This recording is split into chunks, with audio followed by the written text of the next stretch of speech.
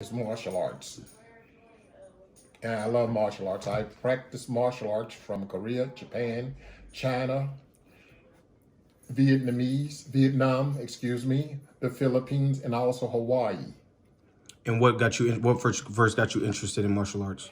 When I was a small kid, I found a picture of a front kick, and I didn't know what it was. So when I grew up and graduated from high school, I joined the military. I went to Vietnam. I spent 18 months in Vietnam. I am a combat ground surveillance radar repairman, and I like electronics. I also like martial arts. The martial art things keep me cool, calm, and collective, and makes me not want to hurt people. Could you tell me more about your adventures when you were? Uh, uh, could you tell me more about your adventures in martial arts? My adventures in martial arts. I met quite a few grandmasters in my life.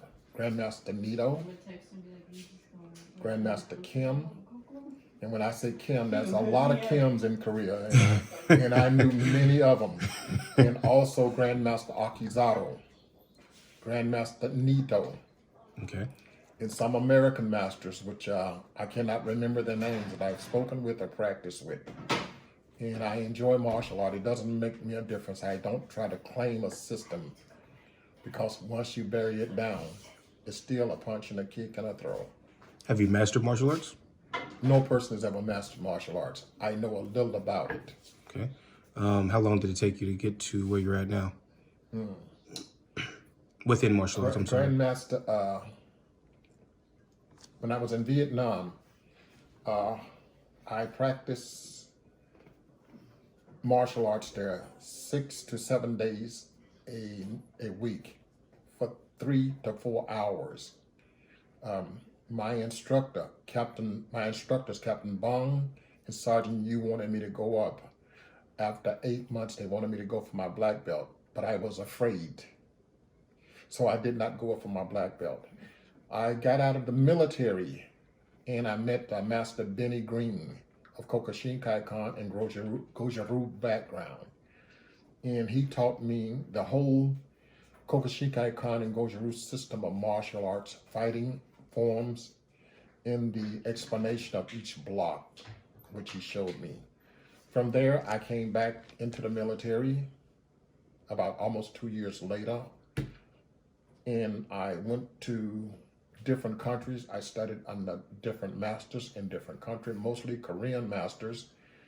And then I got the chance to go to Korea after many years.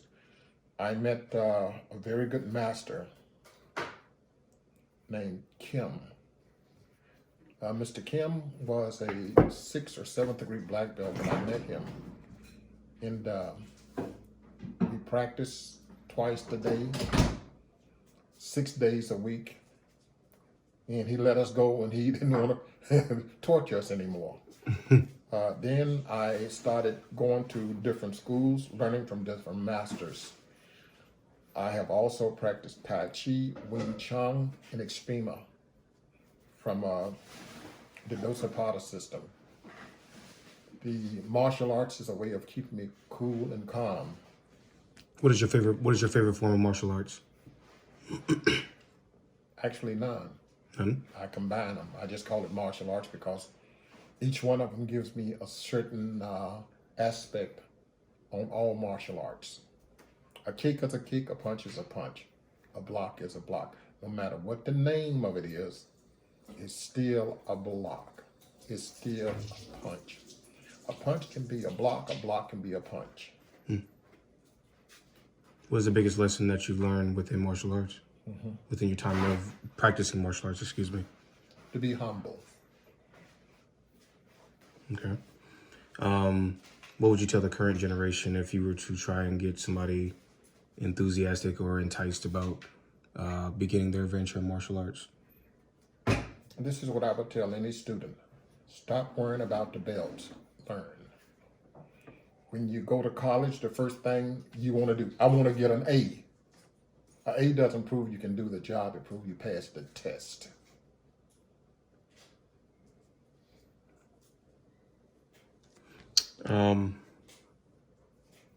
When you were in the military, How did that change your aspects on the way you view different cultures? Different cultures. The military has given me a good background of people. It learned me not to judge people by their color, because that is wrong. If a, say,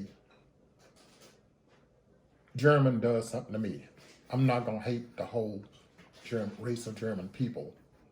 In fact, I'm not going to hate the person. I'm not going to dislike that person. I'm going to try to understand why he or she did that to me, if I have to ask that person that. The thing about different nationality is people from other countries pollute their minds on other people. So you have to watch that. Anytime you got a bunch of people from different nationality, there's always a polluter to try to turn he or she against some type of different nationality. Okay. What type of refuge have you found in martial arts today? Has it been different from when you started till now, or? Martial art does not change, people change. Okay. The system of martial arts now is basically watered down because of the culture. For our culture in America, we can't do this, we can't do that, you can't touch, you can't kick the person. When you go to the country that system is born in, and then you go there and you learn from the way that they teach in that country, say a Japanese or a Korean or a Chinese, and they're hard on you. Most Americans, not all, will not be able to take what they dish out.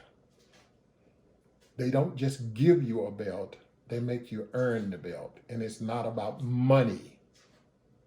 Money rules us in America. Could you tell me more about some of the characteristics and other things that you've brought over from those foreign countries to America? Outside of being in 100 different countries. For example, you said that martial arts makes you more humble. You also said that the Chinese and the Vietnamese, they make you earn your belt. Yes. How have you transcribed that and bring that over here? Comparing it to an American school, say you're going to college. Most teachers will tell you, get an A. Get an A. And they try to engrave that into your head. In martial arts, this is what we tell a person. We have to adapt to that individual's characteristics of learning, character of learning. If you can adapt to each and individual's way of learning, you can teach. Most people that are in profession of education don't teach people. They tell them, and they tell them. They don't let them figure out some things. When you figure out something on your own, or a person gives you a hint of what something is, and say, can you explain that to me? If I was to ask you, James, how many forms are in Wing Chun, what would you tell me? 6. That is correct. How many hand forms? 23. If there's 6 forms, how can it be 23? 24. Again, if there's only 6 forms, how can it be 23? I don't know. There are 6 forms, correct. 3 hand forms, 2 weapons form, and something called a wooden dummy. The wooden dummy is a very practical application of our learning techniques, how to apply them. There's 108 movements. Very fascinating.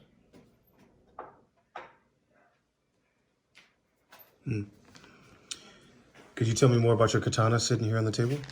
The katana is of Japanese or Okinawan. And I have books on the Okinawan history of weapons in the Okinawan forms. Okinawa has a rich history of practicing martial arts from the Shaolin Temple. Shaolin means young forest. And you have a southern Shaolin and you have northern Shaolin. The difference in each one of them, the northern style and southern style, is the terrain which they practice on. They say southern hands, northern feet, because the ground in the north is hard. The ground in the south is soft. So you use your hands mostly. In the south and north, you use your feet. Okay. Have you ever practiced at the Shaolin Temple? Unfortunately, no. You have a desire to? Yes. Okay. Do you foresee yourself doing that? Yes, I do. Might like it, might not come back home to see some of these people that I love so well. Okay. My next question to you would be, do you feel that the African American culture relates to the Chinese culture? And if it doesn't, or if it does, could you tell me why? The Japanese, Korean, or any Asian culture, the woman, like in America, is the backbone of the family. Doesn't look like it, but the woman is a very important piece. A king may be a king, but a queen can run all over that chessboard. She runs here, she runs there, she does this, she does that. And some people don't appreciate their wives, but they need them. Help me. That's more than help me. So when we start judging people from different countries about how they raise their kids, we need to be very careful, because right now, the American legal system raises our kids. Because if you put your hand on them, they know 911. And when they dial 911, your parents get thrown in jail for tearing that rear end up.